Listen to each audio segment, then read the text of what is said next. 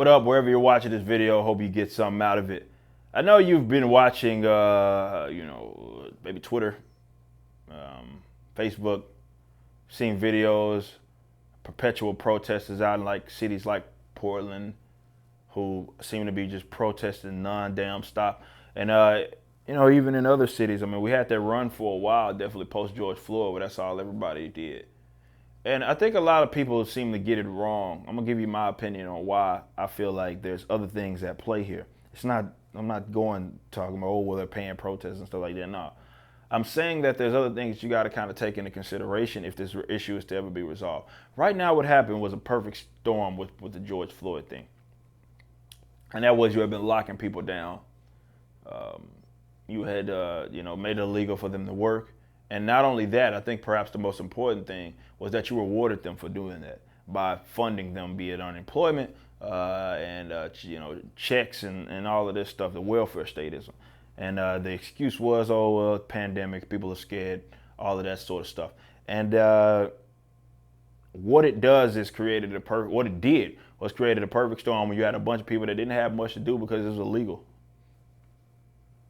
for them to work, and you were rewarding them for it.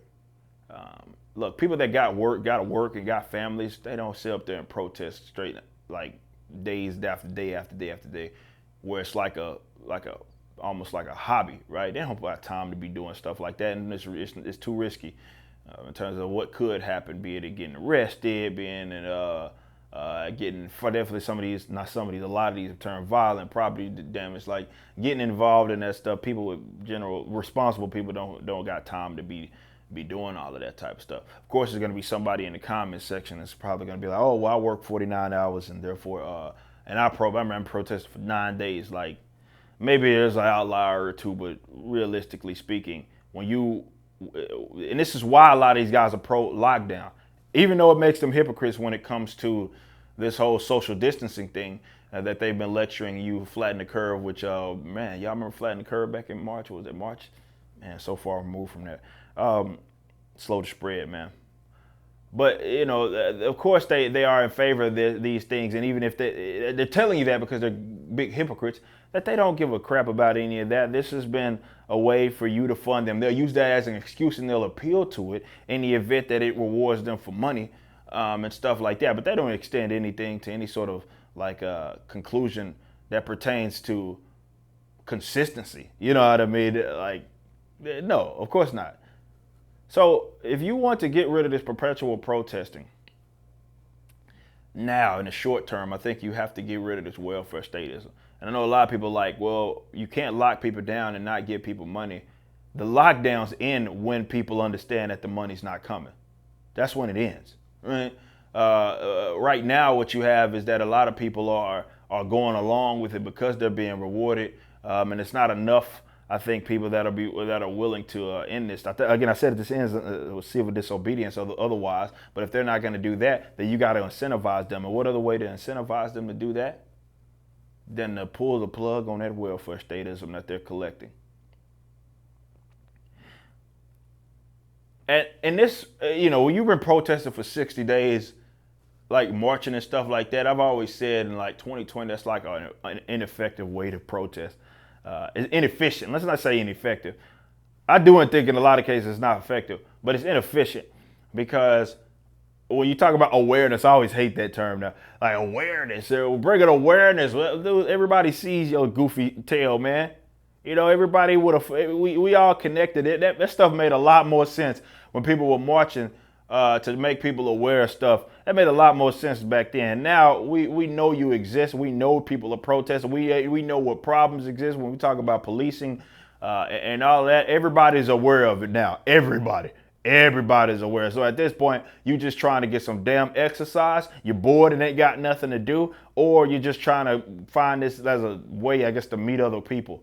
So y'all feel like y'all going through the motions. But as far as like actually solving the issue, we already know it's a problem. There's nothing that you're doing that's special by protesting, yelling with signs and shouting catchphrases. Nothing. And I think deep down, a lot of these folks know this. You got virtually no realistic policy change since all of that happened in a lot of parts of the nation. Like policy changes There's people that, oh, well, now this is illegal. You can't do this. But when I say policy changes that actually correct the issue, that are conducive to solving this problem, and you, of course, can go to my channel, depending on where you're watching this, where I talk about this a lot. Like, I was making videos about police issues like 5 years ago on my YouTube that are still as relevant as they were. They were relevant now as they were back then. So we had been there, done that. I've been talking. I think 2020 is the year where people look at me. Sarah Gonzalez of The Blaze pointed this out, where myself and a lot of libertarians have been like, this whole year, like this is what we've been telling you. This is the problem, right? But nah, bro, like this perpetual protesting, man, where people is protesting over and over and over. I know some people are gonna be triggered by me using the word protest. Like, it's not a protest, it's a riot. Yeah, some of them are riots. People get kicked in the face. It's all kinds of craziness going on out there. But that stuff ends, the lockdowns end when you either have civil disobedience, and if y'all ain't gonna do that, just pull the plug on that stuff. And then there'll be a civil disobedience will start, because people gotta feed themselves, they gotta feed their family. They don't got time to be marching on the streets and stuff like that. That's how you end it. For real. That's how you end it. Pull the plug on that welfare statism, and you'll see how, I almost said a word. You'll see how folks will get right. They'll get right. They'll straight up fly right once you get rid of that welfare statism. But as of right now, even though it's been cut cut in half or whatever, people are getting rewarded for sitting on their behind. And that, you know, employment, people making more in unemployment than they were making when they were actually on the job. Like, when you have stuff like that going on, it incentivizes people to act bad. And you're subsidizing that behavior, because they ain't got to work. Like I say, someone with something to lose, like a job, you know what I'm saying? Like, they ain't got time to be perpetually protesting for, 70 days straight or whatever, man. They'll cut that out. So get rid of that welfare statism, and you'll see boys start straightening up, flying right.